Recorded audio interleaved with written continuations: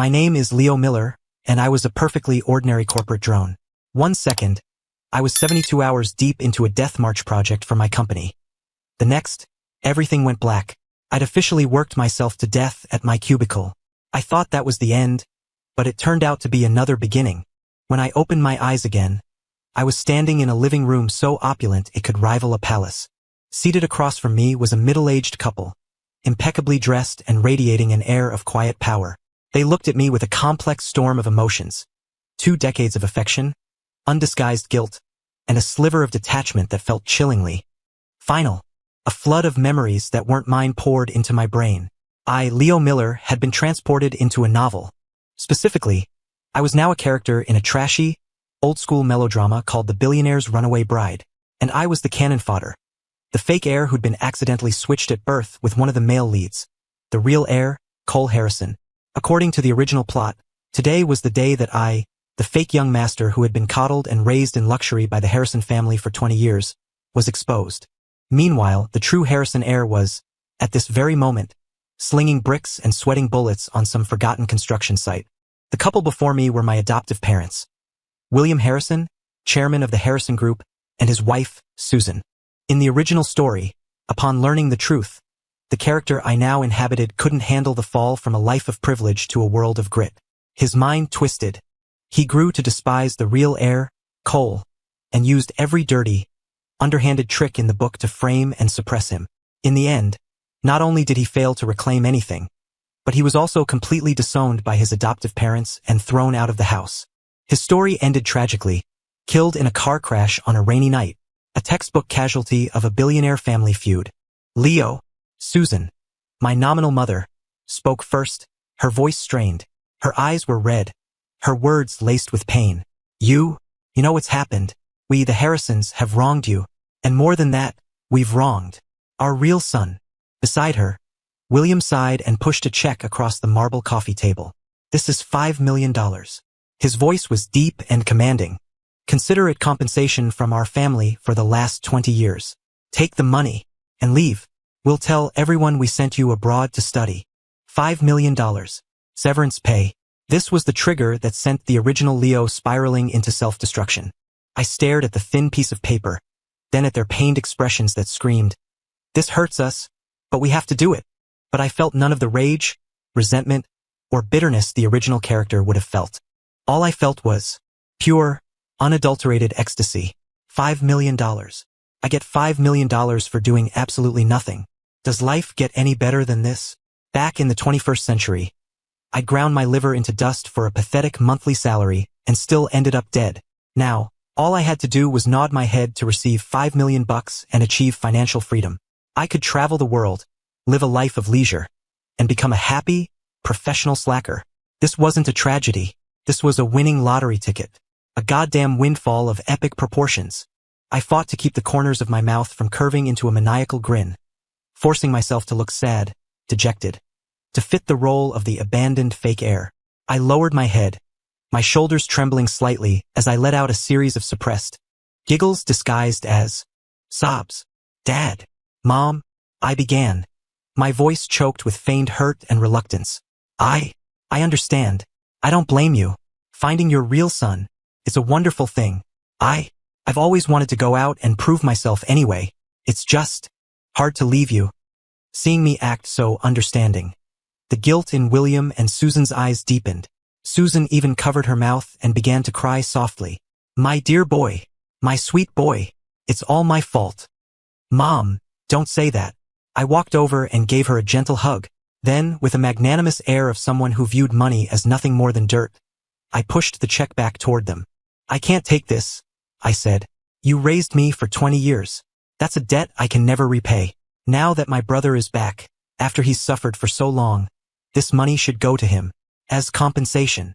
William and Susan were completely stunned by my noble speech.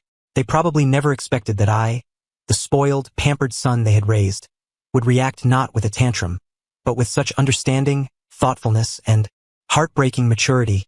"No, you have to take this." William's tone was more resolute than ever.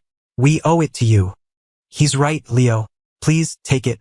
Otherwise, I'll never have a moment's peace." Susan pleaded through her tears. I looked at them and demurred a few more times. Finally, under their insistent pressure, I reluctantly pocketed the $5 million check. Alright, scene over. Money secured. Now, for the first step in realizing my dream of becoming a professional slacker. Dad, Mom, I said, looking at them with a sincere, hopeful smile. Since we're family, shouldn't we immediately, right this second, go and bring my brother, who's suffering on that construction site, home? We should give him the grandest, warmest welcome we possibly can. It's his turn to finally enjoy and inherit this outrageous fortune. William and Susan stared into my shining eyes, which brimmed with concern for my brother. Once again, they were moved to tears by my selfless, brotherly love. Meanwhile, my inner voice was screaming, "Hurry, bring him back. Let him inherit the family fortune. Let him deal with all the corporate backstabbing. Let him take my place at work. I just want to take my $5 million and my future allowance and travel the world. Brother, my dear brother, your loving, layabout younger brother is coming to bring you home to inherit your billions of dollars and billions of problems." My speech left William and Susan deeply moved, tears streaming down their faces. They immediately instructed the butler to prepare a grand family reunion dinner and ordered the staff to completely redecorate the master suite, which had been mine, to welcome its true owner. And I, of course, eagerly volunteered for the glorious and vital mission of finding my long-lost brother. "Dad, Mom, you two should stay here," I said righteously, declining their offer to come along. "My brother has suffered for 20 years. Seeing you both so suddenly might be overwhelming for him. It's better if I go, as his younger brother. We're from the same generation. We can communicate more easily." What I was really thinking was, hell no, the two of you, dripping with generational wealth and rolling up to a construction site in a Rolls-Royce? The optics are terrible. You'll scare my brother off. And where am I supposed to find another perfect fall guy? William and Susan agreed that my reasoning was sound and entrusted the entire matter to me. They gave me the address and sent me off with David, their most discreet driver, in the family's most understated car, a black Mercedes S-Class that still cost a few $100,000. Sinking into the plush leather of the back seat, I sipped an iced fruit juice as the cityscape flew by. I'd never felt so content. So this was the life of the rich? Simple and joyful. The car headed west, leaving the bustling heart of the city behind. The scenery grew progressively more desolate. Skyscrapers gave way to low-slung warehouses, and pristine asphalt turned into cratered dirt roads. Finally, the Mercedes pulled to a stop before the dusty entrance of a massive construction site. A large sign hung over the gate. Sterling Point Waterfront Project, Site Office. I remembered from the novel that this was a real estate project owned by the Harrison Group. Incredible. The real heir was doing manual labor on his own family's construction site. The irony was thick enough to choke on. I got out, told David to wait for me, and walked alone into a world of sweat and dust. A place completely alien to the life I had known just hours before. The air thrummed with the roar of machinery. Workers in mud-caked uniforms and hard hats toiled under the blazing sun. Dressed in my spotless designer casuals, I stuck out like a sore thumb. My presence immediately drew stares.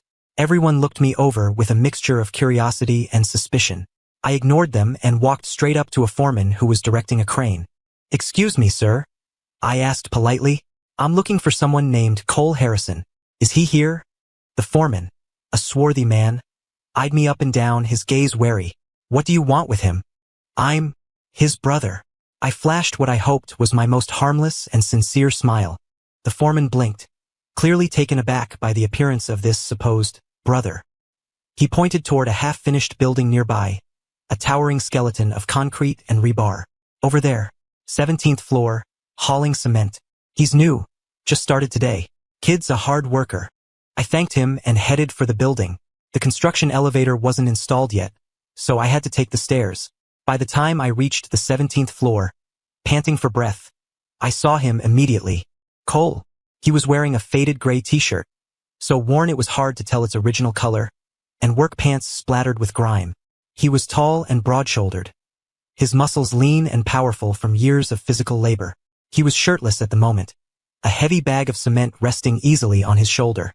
Beads of sweat glistened on his tanned skin, sparkling in the sunlight. His features were sharp and chiseled, and there was indeed a strong resemblance to my so-called father, William Harrison. But his eyes were completely different. They were the eyes of a wolf, wary, tough, and fiercely stubborn. When he saw me, he paused. He lowered the bag of cement, his brow furrowing as he watched me, an intruder who clearly didn't belong. I paid no mind to his hostile gaze and walked right up to him. I looked at his face, handsome despite the exhaustion, and then at his hands, calloused from the rough cement bags. A wave of indescribable excitement and kinship washed over me. My family, my dear brother, the man who will shield me from all the storms of the corporate world and let me live my life as a professional slacker. My very own flesh and blood. I could no longer contain my excitement. I surged forward and grabbed his hand. Cole's body went rigid. His eyes turned even more guarded, more dangerous.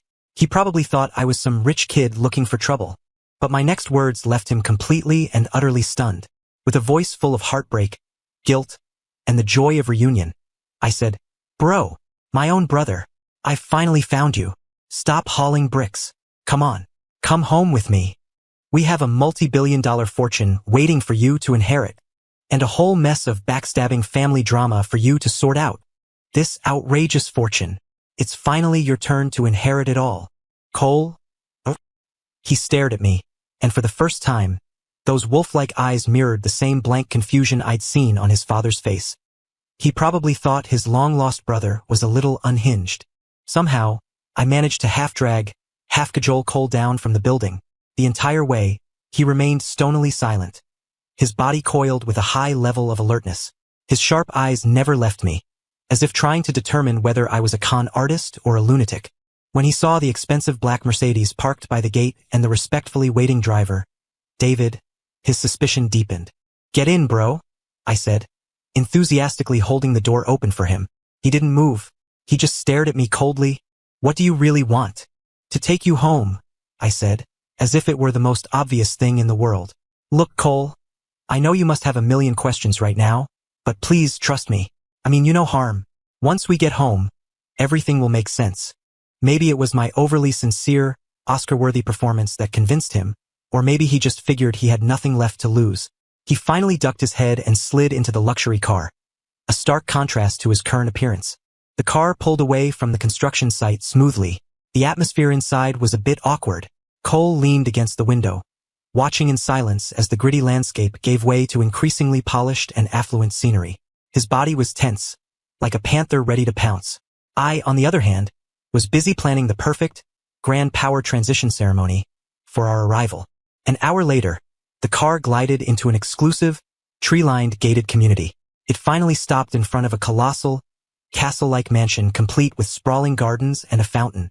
Cole stared at the kind of house he'd only ever seen in movies, and for the first time, a flicker of emotion crossed his face. The car door was opened.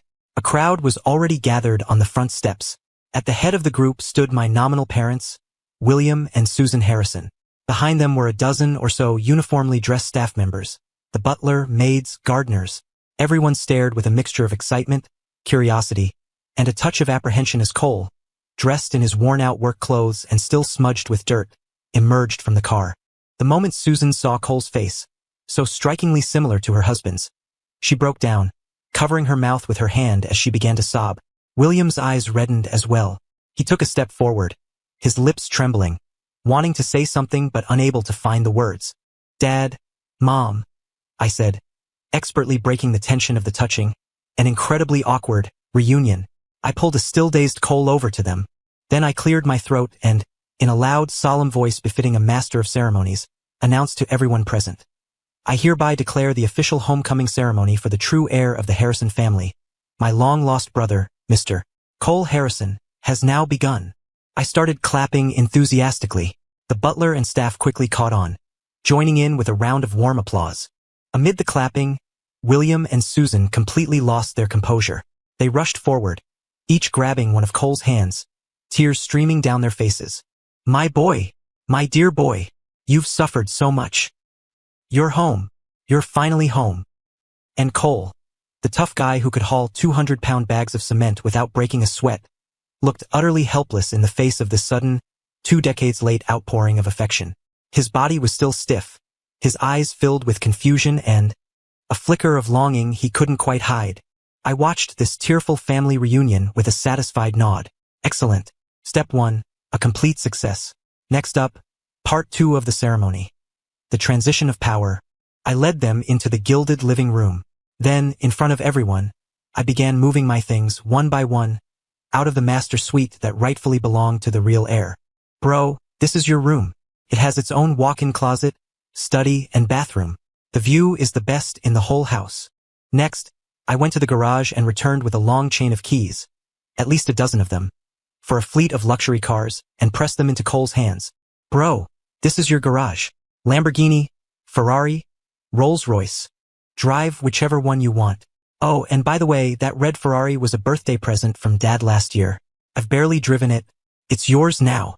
Finally, I got the ultimate symbol of the Harrison heir's status from my dad's study, the unlimited black card, and presented it to Cole with great solemnity. Bro, this is your card. Swipe it for whatever you want. The pin is your birthday, which, well, is also my birthday. After finishing all this, I clapped my hands together, feeling a great weight lift off my shoulders. I looked at the dumbfounded Cole and my equally dumbfounded adoptive parents and gave them a gratified smile, as if I had just completed a noble mission. Dad, Mom, bro, I said, everything is now back where it belongs. From now on, this family is in my brother's hands. As for me, I'm planning to take that little severance package you gave me and travel the world. Find myself, eat, pray, love. So, I guess this is goodbye. I said my piece and was about to make a dashing exit, but a rough, powerful hand suddenly grabbed my wrist. I turned to meet Cole's deep, complex, wolf-like eyes. Wait, he said, his voice raspy but filled with an authority that could not be denied. Until I figure all of this out, you're not going anywhere. Me? Huh. The script? Something's not right with the script. In the end, my grand retirement was not to be. Pinned by Cole's unwavering gaze and my adoptive parents' tearful pleas of Leo, you can't leave, this is your home too. I, the former fake heir, had to graciously agree to stay, for now, in one of the guest rooms. The family dinner that night was so awkward you could have carved the tension with a steak knife. The long dining table, which could easily seat 20, held just the four of us. Susan, my mom, kept piling food onto Cole's plate, as if trying to make up for 20 years of missed gourmet meals in a single sitting. Cole, darling, try this Australian Wagyu. I had the chef cook it medium rare, just for you. Cole, this Alaskan king crab is incredibly fresh. Eat up. Cole, this bouillabaisse. I had Mrs. Peterson working on it all afternoon. It's very nourishing. Cole's plate soon resembled a small mountain. He just kept his head down, silently navigating the knife and fork with a slow, unfamiliar technique. It was painfully obvious he wasn't used to this kind of formal dining. His face showed no joy, only a profound sense of alienation and discomfort. Meanwhile, my dad, William, tried to engage him with a paternal tone about his future career development. Cole, you've worked hard out there. Starting tomorrow, you don't have to go back to the construction site. I'll have your uncle Evan set you up with a vice president position at the company. You can start by getting familiar with the business. The hand holding the fork tightened in Cole's grip. He looked up, a flash of cold mockery in his wolfish eyes. He probably saw it as just another condescending handout from the upper class. Just as this reunion dinner was about to devolve into a full-blown class conflict disaster, I, the reluctant social lubricant, had to step in again. I put down my silverware and cleared my throat. Ahem. All eyes turned to me. First, I shot my parents a look that said, "You guys are doing this all wrong." Then, I turned to Cole and began my live-action tutorial on the Billionaire Survival Guide. Bro, I said, in a tone so natural you'd think we'd known each other for 20 years. First off, this steak. If you think it's overcooked or just not your thing, just tell Mrs. Peterson. Have her make you something else, like a cheeseburger. Remember, in this house, your taste is the only standard that matters. I gestured to the mountain of food on his plate. Second, Mom's enthusiasm. Think of it as a loving burden. If you don't want to eat something, just politely move it to the side plate. Don't force yourself, or she'll give you even more tomorrow. Susan's face flushed slightly. Finally, I looked at my dad. Dad, my brother just got here. He doesn't know the first thing about the company. Making him a VP isn't a promotion. It's throwing him to the wolves. None of those old sharks at the office will respect him. They'll just see him as the crown prince, who fell out of the sky and find a million ways to trip him up. I continued, It would be better to have him start as your special assistant. He can shadow you, listen, observe, and learn. That way, he can get up to speed on the company quickly and build some real authority. What do you think? William paused. Then his expression shifted to one of approval. It was clear he felt the son, who'd been by his side for 20 years, understood him better. After my speech, a strange silence fell over the dining room. Cole looked up and gave me a long, deep look. The wariness and hostility in his eyes had faded, replaced by curiosity and confusion. He probably couldn't figure out why I, the fake heir whose life and identity he had just usurped, would be so sincerely looking out for him. Of course I was looking out for him. My dear brother, if you don't properly take over this family, get a handle on the company, and put all the vipers in their place, how am I supposed to peacefully enjoy my life as a slacker? You, my friend, are my single greatest guarantee for a comfortable early retirement. Bro, I said, flashing him a brilliant smile brimming with brotherly affection. From now on, if there's anything you don't understand around here, just ask me. After all, I leaned in and whispered, so only the two of us could hear. When it comes to how to be a proper Harrison heir, I've got 20 years of hands-on experience. Satisfaction guaranteed, or your money back. Cole stared at me, and the hard, tense line of his jaw seemed to, for the first time, soften just a fraction. After that awkward dinner, my status in the Harrison household became peculiar. I was no longer the official young master, but it seemed no one treated me like an outsider either. My adoptive parents, William and Susan, were still full of guilt and affection for me, perhaps even more indulgent than before. They were terrified that Cole's return would make me feel neglected, and Cole, the true heir, had shifted his attitude from initial suspicion and hostility to a complex, curious kind of acceptance.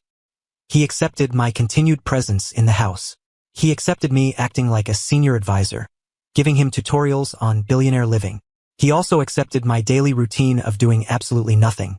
I, in turn, was happy to settle in and begin my life as a non-executive member of the billionaire family. The first thing I did was conduct a thorough returning of property ceremony. I voluntarily moved out of the palatial master suite on the third floor, a 2,000 square foot behemoth, and into a guest room on the second floor that was a mere 1,000 square feet, but had equally great sunlight. Bro, I said, giving Cole a tour of his future royal chambers. See this? Dad had an Italian designer do this room. All the furniture was flown in from Europe. That bed is the same model the Swedish royal family uses. It supposedly adjusts its firmness automatically based on your sleeping position. And this walk-in closet, I pushed open a hidden door, is bigger than my entire old apartment. Mom stocked it with all the latest haute couture for you, though honestly most of the styles are questionable. But don't worry, I've already blacklisted her taste. I'll help you pick out your clothes from now on. Cole looked at the room full of opulent clothing, most of which he didn't even recognize the brand names of, then down at his own t-shirt, washed clean by the maids but still faded from its construction site days. He said nothing. Next, I took him down to the garage. The massive, climate-controlled space housed a fleet of steel beasts that would make any man's heart race. Lamborghinis, Ferraris, Rolls-Royces, Bentleys. I pressed a heavy ring with at least a dozen keys into his hand. Bro, these are all yours now, I announced with a grand wave of my hand. Drive whichever you want. Though personally, I'd recommend starting with the Mercedes G-Wagon. High chassis, built like a tank. Oh, right. That red Ferrari F8 was my 18th birthday present from Dad last year. I've barely driven it. It's officially yours now. The engine roar is insane. Perfect for picking up girls. Cole held the heavy keys, staring at the supercars he'd only ever seen in magazines and online. A complex light flickered in his eyes. Finally, I took him to the study. From a drawer in William's desk, I retrieved the thin but incredibly weighty symbol of the Harrison heir's ultimate power, the unlimited credit black card. With a solemn and sacred air, I placed the card in his hand. Bro, take it, I said, patting his shoulder. Pin is your birthday, which is also my birthday. From now on, you call the shots in this house. Buy whatever you want. Don't worry about saving money for anyone. After all, I added meaningfully, all this money was always yours to begin with. With that done, I felt as if I had completed a holy rite of power transfer. My whole being felt lighter. I was ready to turn and walk away, to finally embrace my life of leisure. Wait, Cole said suddenly, stopping me.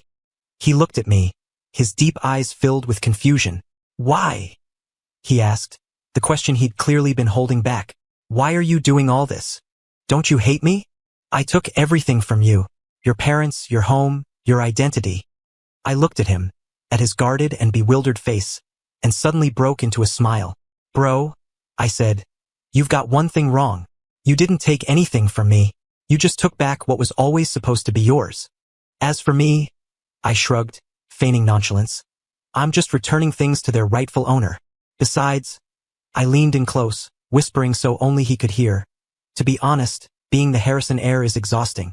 You have to learn horseback riding, golf, 8 different languages, and deal with so many fake relatives and business partners. I've wanted to quit for ages. It's great that you're back. From now on, all that trouble is your problem. You've got this, bro. My life as a professional slacker depends on you. I finished with a firm, encouraging pat on his shoulder. Cole stared at me, at my eyes shining with sincerity and the unmistakable light of someone who genuinely just wants to do nothing. He was silent for a long, long time. Finally, from the ring of keys, he picked out the one for the Ferrari F8. Then, from his own wallet, he took out the black card. He pushed both items back into my hands. This car is still yours. This card is a supplementary one. No limit. From now on, you're still the second son of the Harrison family. And as long as I'm here, you always will be. He finished, and before I could react, he turned and walked out of the study, leaving me alone, holding a car key and a black card, completely and utterly dumbfounded. The script is wrong again. I don't want to be the second son. I just want to be a regular, unremarkable slacker who gets an allowance. Although my plan for a complete retirement was temporarily derailed by Cole's forceful intervention, I still managed to live the slacker life I had always dreamed of. My days consisted of waking up whenever I felt like it, then pondering which supercar to grace with my presence or which credit card to use for a lavish afternoon tea befitting my new status as second son of the Harrison family. Meanwhile, my dear brother Cole officially entered the Harrison group the very next day, beginning his grueling life as the heir and a corporate drone. He started as a special assistant to his father, William, a position I had suggested. The goal was to allow him to quickly and comprehensively understand the entire corporation's operations, as well as the treacherous undercurrents lurking beneath the surface. And the biggest undercurrent of all was our dear Uncle Evan. Evan Harrison was William's younger brother and the vice president of the Harrison Group. In the original novel, he was an ambitious hypocrite with a smile that hid a dagger. He had always coveted the chairman's seat, viewing me, the adopted son, as a thorn in his side, and seeing the suddenly returned Cole as both his greatest threat and his greatest opportunity.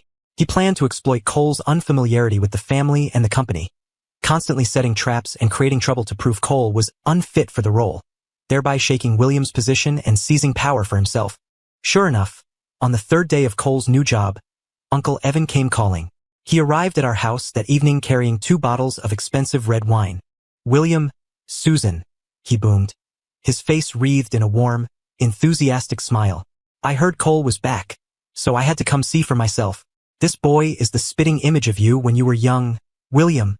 He affectionately grabbed Cole's hand, showering him with pleasantries, playing the part of a loving, doting elder. Cole, my boy, I'm your Uncle Evan. From now on, if there's anything you don't understand at the company, you just come and ask me. Don't you be a stranger. Cole just nodded curtly and pulled his hand away. He had a natural distrust for overly effusive people. Evan didn't seem to mind. He turned his smiling face to me. Leo's here too. A flicker of contempt and calculation passed through his eyes. I hear you haven't been to the office lately? Just resting at home? That's good. Young people should relax more. I leaned back on the sofa and yawned. You got it, Uncle Evan. My brother's back, so the family's in his hands now. I can finally retire and enjoy life. Exactly. Evan slapped his thigh as if he'd found a kindred spirit. Cole is the rightful heir of the Harrison family. You, Leo, just enjoy your life of leisure. From now on, Uncle Evan will look out for you. As he spoke, he gave me a subtle, knowing look. I got the message immediately. He was trying to recruit me. He assumed that I, the fake heir who'd had his identity stolen, must be consumed by resentment and bitterness. He wanted to use me to undermine Cole. In the original novel, this was exactly how he'd manipulated the original Leo, turning him into the sharpest and dumbest knife in his arsenal. Unfortunately for him, he was dealing with me today. I looked at his smiling, scheming face and sneered inwardly. But on the surface, I immediately put on a complex expression of being flattered, mixed with a hint of resentment and unwillingness. "Thank you, Uncle Evan." I lowered my head, my voice tinged with hurt. You're the only one who's still nice to me." Seeing he had a bite, Evan's smile grew even more fatherly. At the dinner table, he went into overdrive. He started by casually mentioning Cole's glorious days hauling cement, his words dripping with false praise, while actually reminding everyone that Cole was just an unsophisticated laborer. Then, with feigned concern, he started asking about the difficulties Cole was facing at the company. "Cole, I heard you rejected the budget for the Southside project yesterday?" he asked, as if it were a passing thought. Cole frowned and nodded. "Oh, you're still too young," Evan said, adopting the tone of a wise, experienced elder. "The head of that project has been with your father for decades. He's a bit stubborn. Doing that will alienate our most loyal people. A young man has to learn to be flexible, to understand the importance of relationships." His words were perfectly crafted and seemingly flawless. They simultaneously soured the relationship between Cole and the company's veterans and painted Cole as someone who was immature and reckless. My father, William, actually frowned, clearly swayed by the argument. Just as Cole was about to swallow his first bitter pill, I, his pain-in-the-ass brother, had to step in once again. I put down my fork and asked, with wide-eyed innocence, "Uncle Evan, I'm a little confused. My brother is the special assistant to the chairman. Isn't his job to help Dad and protect the company's interests? If he approves a clearly flawed budget just because he's afraid of offending someone, then what's the difference between him and those corrupt parasites who only care about lining their own pockets? Isn't my brother actually doing what's best for the company and for Dad?" My childishly naive words silenced the entire dining room. The cheerful smile on Uncle Evan's face froze for the first time, and Cole looked up and gave me a long, deep look. In his eyes, there was a flicker of something he himself might not have noticed. A smile. Uncle Evan's little scheme was completely torpedoed by his naive nephew's simple questions. He left in a huff, his plans thwarted. After that incident, Cole's attitude toward me shifted again. He was no longer just tolerating my presence. He began to actively approach me. He would come to my room after work, ostensibly to check on his little brother. But in reality, he would lay out all the thorny issues he was facing at the company and consult with me, the former heir.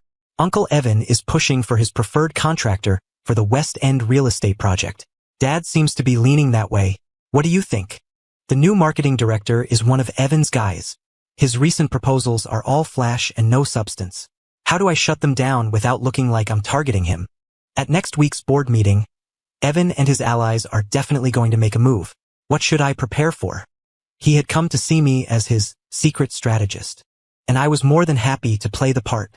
After all, the more stable his position, the more secure my leisurely life as a non-executive family member would be.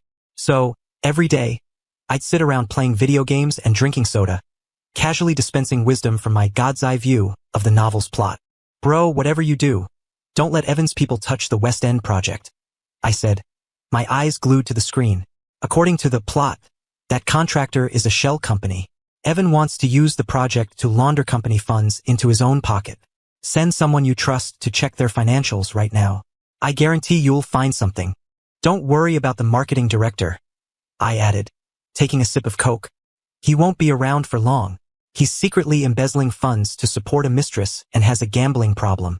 Get Ray, my dad's head of security and most trusted man, to look into it. In 3 days, you'll have enough dirt to bury him and Uncle Evan along with him." As for the board meeting, I yawned. "Relax, bro. I've already prepared a big gift for them." Cole listened to my masterful analysis, his gaze growing deeper and more perplexed. He couldn't figure out how I, the good-for-nothing playboy who had spent 20 years doing nothing but enjoying life, could have such an intimate knowledge of the company's complex politics and business traps. Where was I getting my information? Was there someone else backing me? "Leo," he finally asked, unable to hold back any longer. "Who? Are you, really?" I was at a critical point in my game. "I'm your brother," I answered without looking up. "I mean," he said, his voice more forceful. "Where are you getting all this information?" "Oh, that." I finally tore my eyes away from the screen, turned to him, and flashed a mysterious smile. "Bro, have you ever heard of a little thing called Talent. I happen to be one of those once-in-a-generation business prodigies. I may not be in the game, but the game is full of legends about me. Cole? He looked at my deadpan expression as I spouted nonsense, feeling as though his intelligence had just been deeply insulted. But he had to admit, every piece of advice I gave was so accurate it was like I could see the future. Just as we were having our brotherly exchange of corporate secrets, my mom, Susan, walked in with a platter of sliced fruit. "What are you two whispering about now?" she asked, smiling warmly at us. Her eyes were full of contentment. Nothing made her happier than seeing her two sons, one biological, one adopted, getting along so well. She set the fruit down and then handed us two gold-embossed invitations. "Next weekend is the charity gala hosted by the Armstrongs. All the city's elite will be there. I want both of you to come with me and meet some people." The moment I heard the word gala, my head started to ache. I despised those kinds of fake, superficial social events. I was about to refuse, but Cole beat me to it. He took the invitations, glanced at me and said coolly, "Fine, we'll go. But, Mom, I have one condition. I get to personally pick out Leo's suit for the evening." "Me?" I looked at his unyielding expression and suddenly had a very bad feeling. This guy, he's not planning to get revenge on me, is he? My bad feeling was quickly confirmed. The day before the charity gala, Cole had a suit delivered to my room. It was, without a doubt, a fashion disaster. It was a flamboyant, hot pink suit, complete with gigantic ruffles and lace trim. Wearing it, I felt less like I was attending a high society event and more like I was auditioning to be the new mascot for a flamingo-themed car wash. "Bro, are you serious?" I asked, staring at the walking flamingo in the mirror. My aesthetic sensibilities had been grievously wounded. "Yes," Cole said, leaning against the doorframe with his arms crossed. He watched me with amusement, a faint, dark smile playing on his lips. "I think it suits you. It's very vibrant." Me? I finally got it. This guy was getting his revenge. Revenge for me calling the Lamborghini he gave me an ugly color. This man's pettiness knew no bounds. But am I, Leo Miller, the kind of person who backs down easily? Of course not. So what if I look like a flamingo? If I'm not embarrassed, then the ones who should be embarrassed are everyone else. So, on the night of the gala, not only did I bravely don the hot pink battle armor, but I also accessorized with a matching pair of hot pink sunglasses and a rhinestone-encrusted walking stick. When I entered the ballroom on the arm of my devastatingly handsome brother, who was dressed in a sleek, understated, custom-tailored suit, we instantly became the center of attention. Every eye in the room locked onto us like a spotlight. Their gazes were a mix of shock, confusion, ridicule, and a hint of pity. I could clearly hear the whispers around us. "Oh my God, is that the younger Harrison boy? What happened to him? I heard he's the fake one. Maybe getting kicked out of the main family line drove him crazy? Look at the one next to him, that must be the real heir. He has such an air about him. Too bad he's stuck with a brother like that. How embarrassing." I felt the muscles in Cole's arm tense. He probably hadn't expected that his attempt to embarrass me would result in him becoming a laughingstock as well. The poor guy stuck babysitting his crazy brother. He wanted to make a fool of me, but instead we both became fools together. A true Pyrrhic victory. I could feel his grip on my arm tighten. I turned my head and gave him a brilliant smile that said, "Don't worry, bro, I got this." His expression darkened even further. Just then, our dear Uncle Evan glided toward us, a wine glass in hand and a smirk on his face. Trailing him was a shifty-eyed man I recognized as his lackey, Mr. Keller, the manager in charge of that problematic Southside project. Well, if it isn't Cole and Leo," Evan said, his eyes lingering on my pink suit for a full 3 seconds, his amusement almost overflowing. "Leo, your outfit tonight is certainly unique." "You're too kind, Uncle Evan," I said, adjusting my non-existent tie with an air of superiority. "My brother picked it out for me personally. He said it represents the bright, fiery future of our brotherhood." "Cole?" Evan's smile twitched. He ignored me and turned to Cole, putting on a paternal air. "Cole, I heard you rejected the contractor I recommended?" "I did," Cole replied coldly. "Ah, you're still too impulsive." Evan sighed. "Mr. Keller, come here. Why don't you explain to Cole the qualifications and strength of our contractor?" Mr. Keller immediately bowed and scurried forward, launching into a long-winded speech about the glorious history of his shell company. Cole frowned, about to retort, but I suddenly tugged on his sleeve. Then, I stepped in front of him and flashed Mr. Keller an incredibly innocent smile. "Mr. Keller, hello?" I said. "My brother mentioned that the Southside project you're in charge of seems to have a few small problems." Keller's expression changed slightly. "Second young master, you must be joking. The project is proceeding smoothly." "Is it?" I blinked, pulled out my phone from my pocket, and played a recording. The audio clearly captured a conversation from a few days ago, which I had accidentally recorded in the study, of him and Uncle Evan discussing how to use inferior materials, cut corners, and cook the books to embezzle company funds. The moment the recording started playing, Mr. Keller's face turned white as a sheet, and the smug smile on Uncle Evan's face finally, completely, cracked. That accidentally recorded conversation detonated like a bomb in the ballroom, though I didn't play it loudly. Several of the tycoons nearby who had been eavesdropping heard every crystal-clear word. Uncle Evan and Mr. Keller's faces turned a shade darker than liver. You're lying. That's a fake." Evan sputtered, pointing a trembling finger at me. "Fake." I put my phone away, my face a mask of innocence. "Uncle Evan, I just thought your conversation with Mr. Keller was so full of business wisdom that I should record it for my own education. Was there something in there that wasn't meant for outsiders to hear?" Evan was shaking with rage, but couldn't muster a single word in his defense. My father, William, who had heard the recording, saw his perpetually stern face darken to a thunderous black. He shot Evan a glacial look, then turned to his assistant. "Go invite Mr. Keller to have a long chat with our internal affairs department." Mr. Keller's legs gave out, and he crumpled to the floor. A scene meticulously orchestrated by our uncle to humiliate Cole in public was thus spectacularly derailed by his flamingo brother in the most absurd way possible. Not only that, but Evan also lost one of his key henchmen. He had lost the battle and the war. After that night, Cole completely let down his guard with me. He seemed to have finally accepted that his brother, while appearing completely unreliable, was someone you could count on when it mattered. He no longer saw me as a suspicious outsider or a problem to be managed. He started to truly see me as his ally and strategist. Every day after work, his first stop was my room, where he would lay out all the company's affairs, big and small, for discussion. Evan's overseas branch has always had suspicious books, but we have no proof. Any ideas? A few of the old board members are Evan's puppets.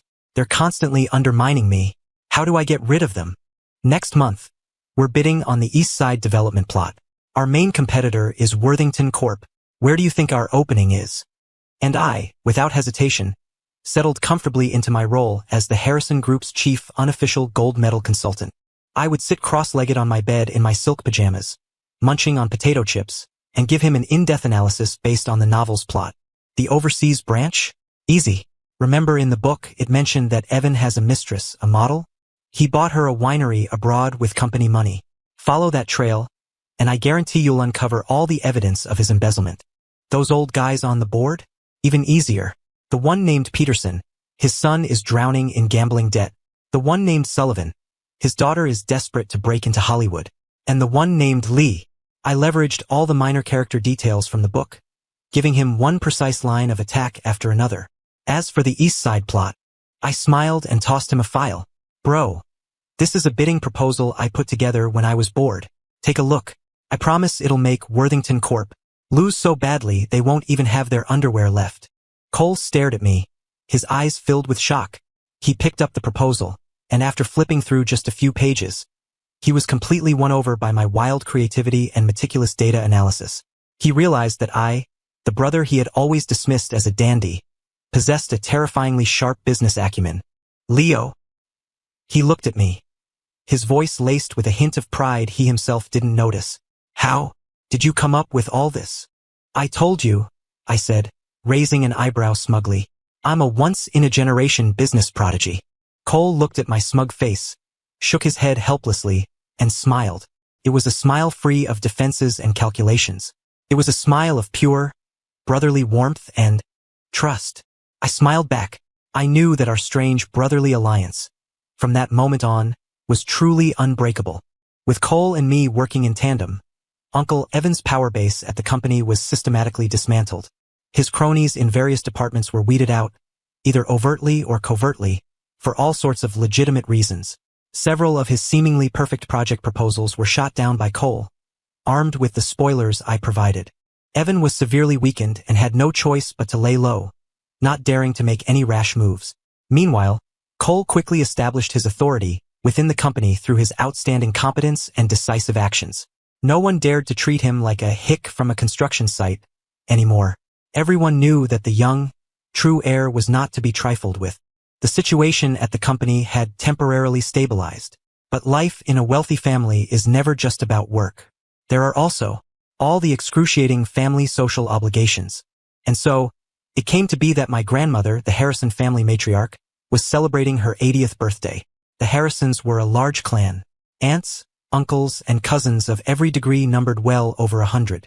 On the day of the birthday banquet, the old Harrison estate was lavishly decorated, filled to the brim with guests, and buzzing with activity. And Cole and I became the main attraction. All the relatives gathered around us, their eyes full of a strange mix of curiosity, scrutiny, and calculation. "Oh my, this must be Cole. You're all grown up. You must have suffered a lot out there, haven't you?" A great aunt in a silk dress and jade bracelet said, patting Cole's hand with false sympathy. "Yes, not like our Leo, who was born with a silver spoon. So refined, you can just tell he was born for a life of luxury." Another distant cousin with a weaselly face chimed in with a backhanded compliment. Their words were a masterclass in passive aggression, each one a needle aimed at Cole's heart. They were reminding him that he, the real heir, was still an outsider, and they were hinting that I, the fake heir, had overstayed my welcome. Cole's expression grew colder. He despised these phony, calculating social gatherings. As for me, I stayed true to my slacker persona. I grabbed a glass of juice, found the most inconspicuous corner, and proceeded to focus intently on a game on my phone. To anyone who tried to talk to me, I responded with a universal quartet of, oh, really? And haha. My defense was impenetrable. However, there are always those who are determined to make a scene. A gaudily dressed female cousin, from which branch of the family, I had no idea, sauntered up to Cole, a wine glass in her hand. "Cousin Cole," she cooed, "I heard you used to work on a construction site? That must have been so hard. Not like our cousin Leo, who's been a young master his whole life, never had to lift a finger." Her words dripped with contempt and provocation. Cole's eyes instantly turned to ice. But the cousin, apparently not satisfied, turned her fire on me. "And you, cousin Leo, you enjoyed cousin Cole's good fortune for 20 years. How can you still have the nerve to linger in the Harrison house? You have some thick skin, don't you?" The moment she said that, the surrounding area fell silent. All the relatives watched us, their eyes alight with the promise of drama. They were waiting for us brothers to turn on each other. I kept my head down, still playing my game, as if I hadn't heard a thing. It wasn't that I didn't want to retaliate, but I knew someone else would be faster. Sure enough, the next second, Cole moved. He took a step forward, his tall frame completely shielding me from view. He looked at the garish cousin, and his wolf-like eyes flashed with a terrifying, glacial light. His voice wasn't loud, but it cut through the silence like a shard of ice, piercing everyone's ears. "First," he said, "where I worked and what I've been through is none of your business. Second," he paused, his gaze sweeping over all the gossiping relatives. "He, Leo Miller, is my brother. He is, and he always will be. You can talk about me, but you will not talk about him. If anyone dares to say one more disrespectful word to him, don't blame me for forgetting we're family. I'll have them erased from the Harrison family registry."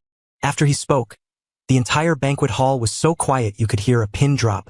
The arrogant cousin was so frightened her face turned ghostly white, unable to utter a single word, and I sat behind him, looking at his broad, protective back. For the first time, a strange, warm feeling bloomed in my chest. So this is what it feels like to be protected. It's actually not bad at all.